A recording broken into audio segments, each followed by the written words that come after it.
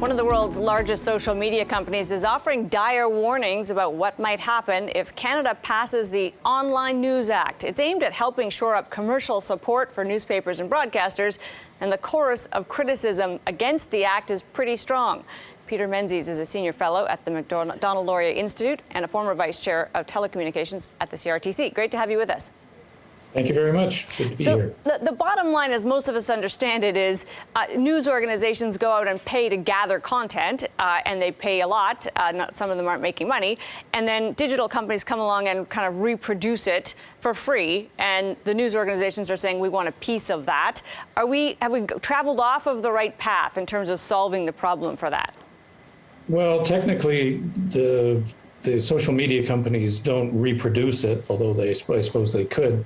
But the news organizations post it for free to the platforms, who then distribute it to the eyeballs. And that's the core of the point of contention, that Bill C-18 comes across to them, at least, as really a government subsidy under the guise of a commercial cloak, that there isn't really a strong commercial deal there. And if you're forcing companies to make commercial deals, they have to have a commercial foundation to them. In other words, they have to make financial sense to both parties, right? That's the essence of commerce. And the companies like Facebook don't accept that there's a benefit for them in comparable to the cost. So one solution, of course, for a company like Facebook would be just not to post that material, not to allow all of their eyeballs to see the content produced by these folks. Is that a likely outcome, or is that sort of a dire threat that would never come to pass?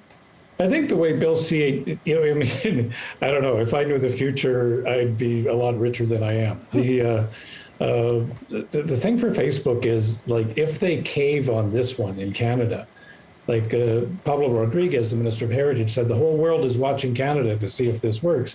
Well, if this works the way he wants it to work, it's not going to work at all well for Facebook.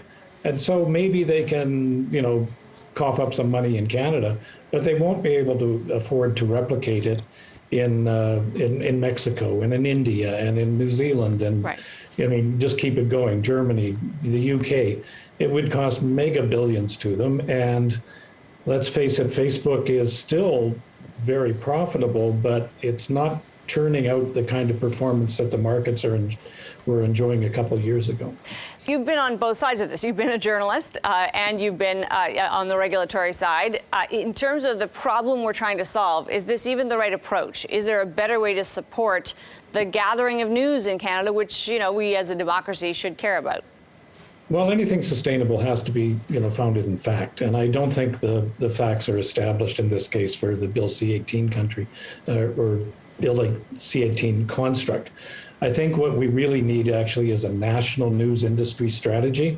Been working with my colleagues at MLI on proposing those sorts of ideas. And we've got the CBC over here that's subsidized, and that imbalances the playing field against private broadcasters and now newspapers as well. You've got the CRTC making sure every radio station has has news, and then they take that news and they turn it into online platforms, which kills off the local newspaper.